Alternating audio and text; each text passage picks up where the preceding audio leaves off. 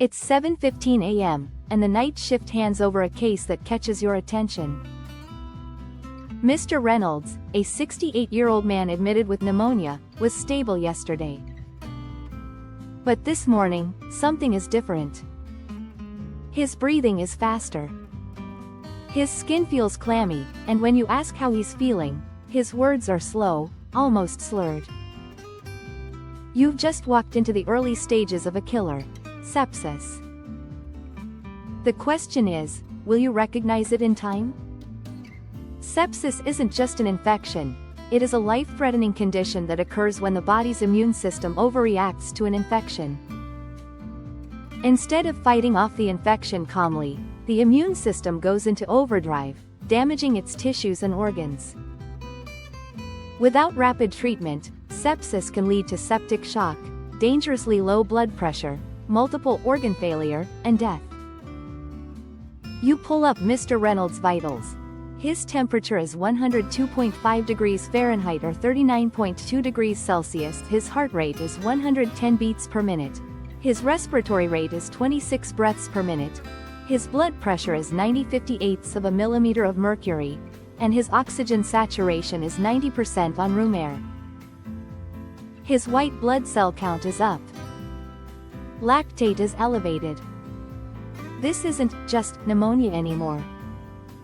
Here is your first question. Which of the following best describes the definition of sepsis? A. An infection of the lungs and heart. B. A generalized fever after surgery. C. A systemic inflammatory response to an infection causing organ dysfunction. D. An infection that requires antibiotics. The correct answer is C. A systemic inflammatory response to an infection causing organ dysfunction. Here is the rationale. According to Sepsis 3 criteria, sepsis is a life-threatening organ dysfunction caused by a dysregulated host response to infection. Recognizing this definition is critical because the earlier it is caught, the better the patient's chance of survival. Most cases start with a localized infection such as pneumonia, urinary tract infection, abdominal infection, or a skin infection. But if the bacteria or their toxins spread, the immune system releases chemicals that trigger widespread inflammation. Blood vessels become leaky, blood pressure drops, and organs get starved for oxygen. Question number 2. You suspect a patient has sepsis. Which action should you take first? A. Administer antibiotics. B. Draw blood cultures. C. Start intravenous fluids. D. Notify the provider. The correct answer is C. Start intravenous fluids. Here is the rationale. While all actions are important, the Surviving Sepsis campaign recommends rapid fluid resuscitation as the immediate priority in suspected septic shock to maintain perfusion. Blood cultures and antibiotics should follow quickly, ideally within the first hour, but fluids help prevent irreversible organ damage. You start a wide-open IV line and begin a normal saline bolus. You notify the provider and prepare for broad-spectrum antibiotics. Oxygen is applied. Mr. Reynolds' color starts to improve, but his blood pressure still hovers low.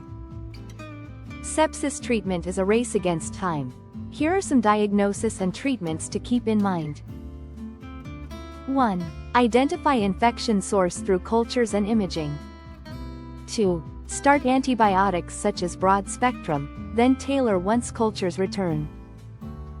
3. Fluids and vasopressors to keep the patient's blood pressure up. 4. Support organs with oxygen, dialysis, and whatever else is needed. Prevention and early recognition of sepsis are crucial. Things such as hand hygiene, vaccinations, and close patient monitoring will catch early changes in your patient's condition. Nurses are often the first to spot subtle changes, but let's not forget the value of a good nursing tech or nursing assistant. Here are some things to monitor closely. Increased respiratory rate. Mental status changes. Low blood pressure. High lactate levels. Early intervention saves lives. 2 days later, Mr. Reynolds is sitting up, smiling, and thanking you for catching it in time. You know it wasn't luck, it was vigilance, critical thinking, and quick action. All of the things you learned in nursing school or will learn in nursing school if you are a student. There is no better feeling than knowing that the work you did helped to save someone's life. Be prepared to pat yourself on the back if no one else does. That is why many of us went into this field. So here's your challenge. The next time a patient just doesn't look right, will you recognize sepsis before it is too late? Learn as much as you can and keep your skills current. Someone's life depends on your skills. If you find value in this content, please hit subscribe, like, and share for more real-world nursing scenarios, National Council Licensure Examination, known as NCLEX-style questions, and lessons that could save a life and expand your knowledge. I will see you again soon with more educational videos.